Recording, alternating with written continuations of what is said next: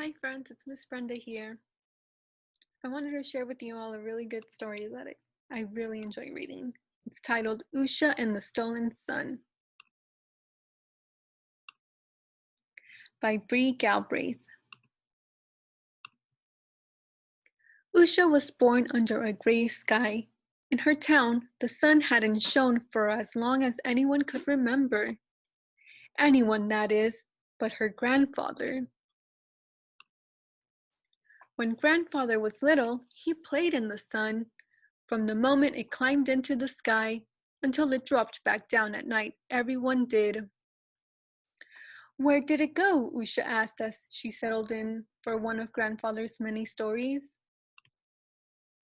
One day, he explained, they built the biggest wall he'd ever seen, brick by brick, and it blocked out the sun. Why, father? I couldn't imagine why, but I was only a child. Who, grandfather? Who were they? They were the people who made the rules. Why didn't you yell and scream and make them stop? We did yell, Usha, whispered grandfather, but they were unmoved. Each time her grandfather told the story, it became harder and harder for him to remember. It's been too long, my Usha, grandfather told her. I'm afraid I will never feel the sun again. Usha decided to do something. So she wrote a note on the door and it says, when to bring back the sun. Working from her grandfather's stories, Usha began to walk east in search of the sun. On the first day, she saw clouds pouring rain into puddles as big as swimming pools. On the second day, she walked through a forest of fog as thick as soup. On the third day, Usha saw something that stopped her in her tracks. She gave it a sniff. Was this the smell of sunshine? Usha hurried onward until night fell. Exhausted, she laid her blanket next to an enormous rock and fell asleep. The next morning, Usha opened her eyes. She couldn't believe what she saw. It wasn't a rock she was curled against, but a wall. Usha pushed the wall. She kicked the wall. And she tried without any luck at all to climb the wall. Finally, Usha faced the wall and said, Wall, I have come all this way, now move. The wall didn't respond. Wall, said Usha louder this time, you are in my way now, move. Nothing happened. Wall, Usha shouted at the top of her lungs, move.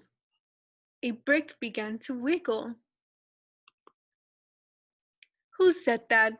Asked a voice from behind the wall.